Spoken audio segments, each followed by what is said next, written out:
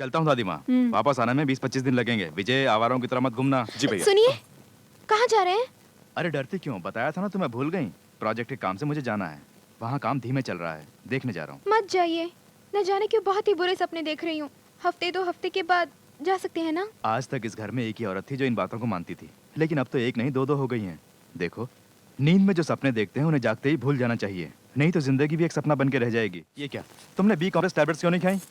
नाखून क्यों काट रही हो? रोज 2 टैबलेट्स खाने से बच्चा तंदुरुस्त रहता है, बोला था ना। आप क्या बहुत बड़े डॉक्टर हैं? देखिए मैडम, धर्मपत्नी जब प्रेग्नेंट हो तो हस्बैंड को डॉक्टर बनना ही पड़ता है, ऐसा डॉक्टर बुद्धूराम ने वो कहा भी है। आपकी तरह कोई बीपी पेशेंट होगा। ये क्या, बीपी बढ़ गया है? आपकी चीखें सुनकर मुझे छोड़ दीजिए Sunita, please. Wait Sunita, BP तो चेक करने दो। नहीं नहीं, अरे मेरी बात सुनो। मुझे जाने दो।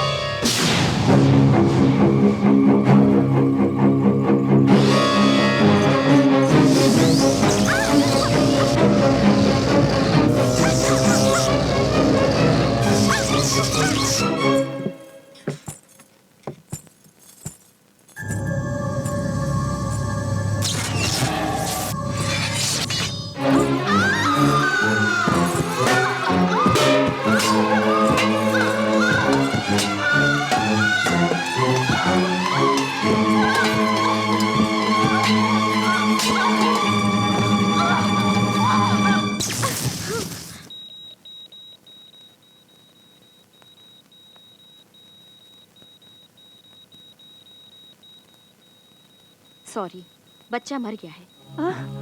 ऑपरेशन करके माँ की जान बच जाए तो आपका नसीब है, समझ लीजिए। नर्स फॉर्म लेकर आएगी, उस पे आप साइन कर देना। 3 बजे ऑपरेशन है।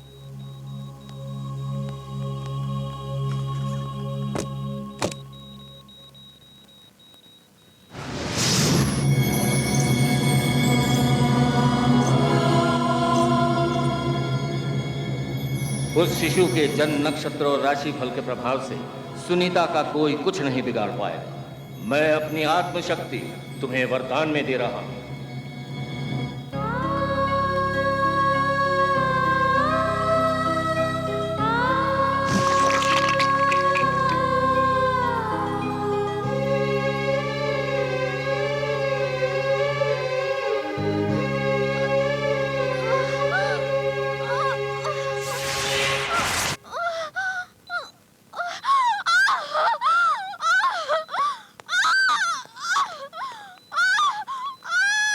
सिस्टर, जल्दी ऑपरेशन की तैयारी करो।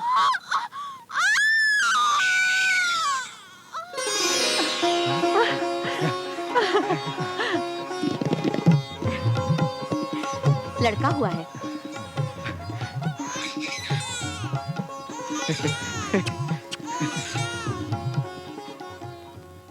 ओम वास्तोष्पदे प्रतिदाने किस्मास्मा में सो अनमेवो भवानः यत्ते मही प्रतिदंडो यशस्वनमेधिः द्विपदे चतुष्पदे पदे शग्वयाशकं सदा ते चक्षे मही।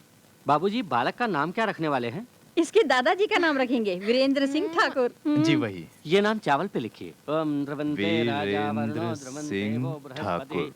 बाबूजी, नामकरण के बाद पंचदान करने की प्रथा है, करवाऊं? हम्म, ओम गोदानम, गोदानम, ओम भूदानम, भूदानम, ओम स्वर्णदानम, स्वर्णदानम, ओम वस्त्रदानम, वस्त्रदानम, ओम आयुर्दानम। आयुर्दानम।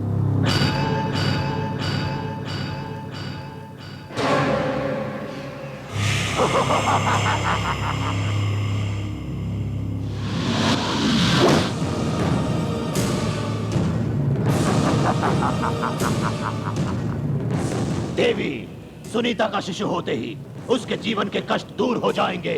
वो नागराज की भविष्यवाणी आज सत्य होकर अब इस शिशु का नामकरण हो रहा है। इस बात से प्रसन्न हो तुम? गर्भ में इस शिशु को मार दिया था, किंतु अपने पिता की आत्मशक्ति से तुमने उसे पुनर्जीवित कर दिया है ना? कदापि नहीं छोड़ूंगा।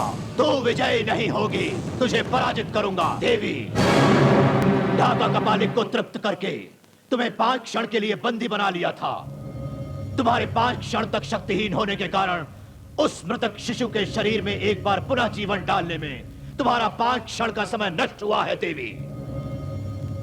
इस कारण शुभ राशि में जन्म लेने वाले उस बच्चे का अशुभ राशि में जन्म हुआ है। उसके ग्रह चक्र के भाग्य के सभी ग्रह उल्टे होकर दुर्भाग्य में परिवर्तित होकर वो पिता की मृत्यु का कारण बना है। बच्चे के जन्म के 21वें दिन उसके पिता की सर फटने के कारण मृत्यु हो जाएगी।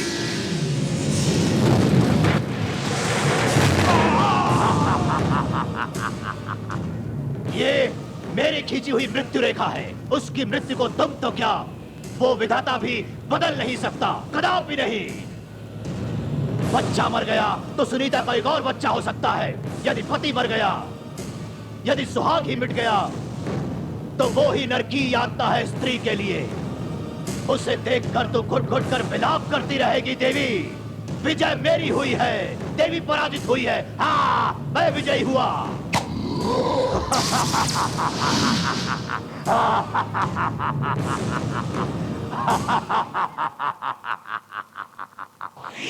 शांताकारं भुजगशयनं पद्मनाभं सुरेशं पंडित मेघवर्णं जी, शुभ। मंत्र ठीक से नहीं पढ़ रहे हैं आप, जरा सोच समझ कर पढ़िए। नहीं जी, मैं ठीक से ही पढ़ रहा हूँ। शांताकारं भुजगशयनं पद्मनाभं सुरेशं मेघवर्णं शुभांगं लक्ष्मीकान्तं कमलनयनं योगज्ञानगम्यं देवी, उम्र में छोटी हो फिर भी मेरे जीवन में आज तक जो भी शुभ कार्य हुआ वो तुम्हारी वजह से हुआ है। इसलिए मेरे हाथों से ये सुहागन का जोड़ा लेकर मुझे सौभाग्यवती होने का आशीर्वाद दो।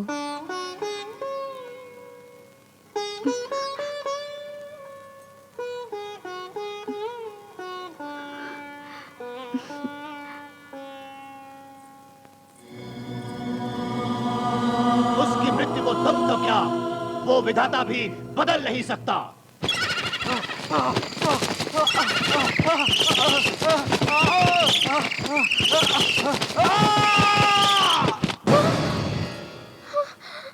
सुनीता जब जाग जाए तो उसे बता देना कि मैं चला गया। चलता हूँ दादी माँ, वापस आने में 20-25 दिन लगेंगे। विजय, आवारों की तरह मत घूमना। जी भैया। सुनिए, कहाँ जा रहे हैं? अरे डरती क्यों, बताया था ना तुम्हें, भूल गई? प्रोजेक्ट के काम से मुझे जाना है, वहाँ काम धीमे चल रहा है, देखने जा रहा हूँ। मत जाइए, न जाने क्यों बहुत ही बुरे सपने देख रही हूँ। हफ्ते 2 हफ्ते के बाद जा सकते हैं ना? आज तक इस घर में एक ही औरत थी जो इन बातों को मानती थी, लेकिन अब तो एक नहीं 2-2 हो गई हैं।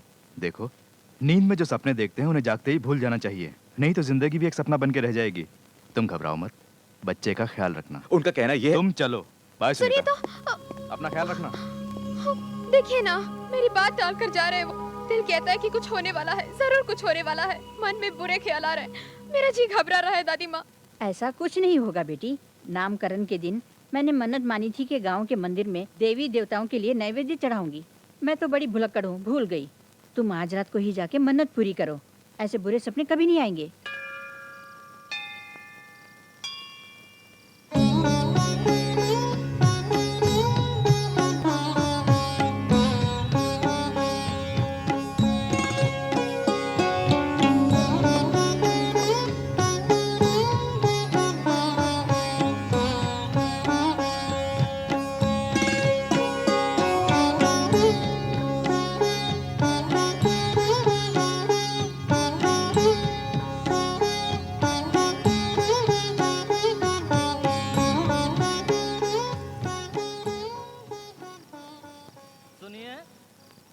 ये कार्तिक पूर्णिमा की अंतिम रात है। कहते हैं आज रात देवियां मंदिर में प्रवास करती हैं। आप सब बाहर जाइए, द्वार बंद करने हैं।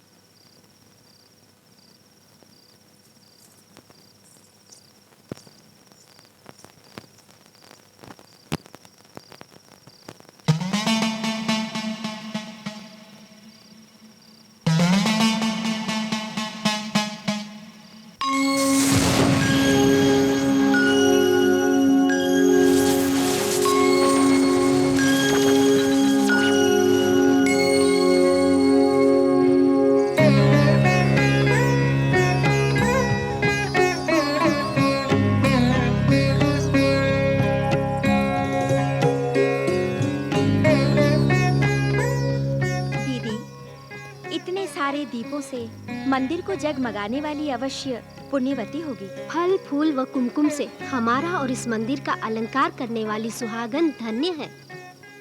इसी कारण जीवन भर सुहागन रहने और सदा सौभाग्यवती रहने का आशीर्वाद देती हूँ। तथास्तु। दीर्घ सुमंगली भव। माते, आपका आशीर्वाद कैसे सफल होगा? सुनीता के सुहाग को मिटाने के लिए उसके सर पर मृत्यु मंडरा रही है। उसके पति शीघ्र ही मृत्यु प्राप्त करने वाले हैं। तो इस आशीर्वाद का क्या अर्थ हुआ माते?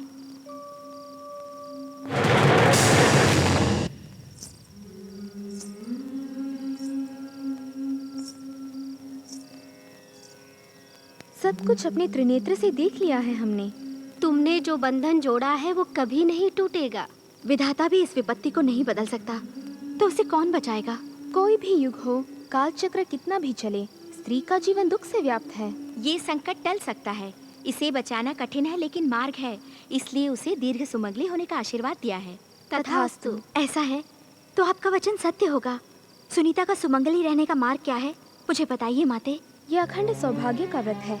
हिमालय के शिखर पर जहाँ देवतागण प्रवास करते हैं, तीनों लोकों की सृष्टि करने वाली माता पराशक्ति विराजमान है। वह जगन माता अमृत वर्षिणी है, करुणा स्वरूपिणी है। उसके समक्ष नवरात्रि के उन 9 दिनों में नियम निष्ठा से ब्रह्मचर्य रख के, समय को भंग न करके उस व्रत का आचरण करना है। वहाँ दैवी गंगा में स्नान करो, गुफा में बरसने वाले हल्दी कुमकुम से अर्चना करो। उसके पश्चात अंग प्रदक्षिणा से आराधना करके उस माता की प्रार्थना करोगी तो वो प्रसन्न होंगी।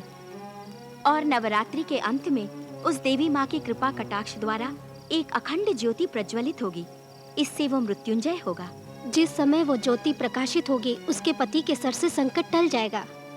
यदि व्रत की नियम निष्ठा में रुकावट आई या 9 दिन के अंदर व्रत का पालन नहीं हुआ तो देवी क्रोधित हो जाएगी, शुभ कार्य अशुभ हो जाएंगे। ठीक है, मैं ये व्रत सुनीता से अवश्य रखवाऊंगी, किंतु साधारण मनुष्य का उस प्रांत में पहुंचना संभव नहीं। मेरे लिए तो संभव होगा ना। सुनीता से घर में व्रत रखवाऊंगी, उस प्रांत में मैं जाऊंगी। तुम्हें वो अधिकार नहीं है। इस व्रत को मंगलसूत्र के पवित्र बंधन में बंधी हुई स्त्री ही रख सकती है। घर से संबंधित व्यक्ति ही व्रत रख सकता है। नागलोक से आई नाग कन्या हो तुम इस भूलोक में सुहागन कैसे बन सकती हो? उस घर से तुम्हारा संबंध कैसे जुड़ेगा?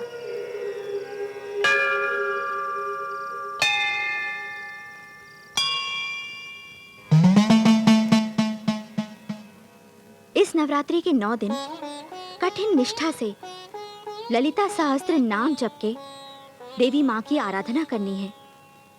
इस व्रत की पूर्ति होने तक तुम घर से बाहर कदम नहीं रखोगी। काम की भावना मन में ना आए, इसलिए पति को भी पवित्र भावना से देखना होगा। तुलसी की तरह पवित्र रहना होगा, सावित्री की तरह अटल रहना होगा। व्रत के पूरे होने तक यानी 9 दिनों तक ये 9 दिए कभी बुझने नहीं चाहिए। यदि इसमें तुम सफल हुई तो कोटि कोटि जन्मों का सौभाग्य तुम्हें इसी जन्म में प्राप्त होगा। सदा सुमंगली बनी रहोगी। तुम्हारे सभी कष्ट हमेशा के लिए मिट जाएंगे। एक सगी बहन से भी बढ़कर तुम मेरी देखभाल कर रही हो। आखिर तुम्हारा मुझसे संबंध क्या है?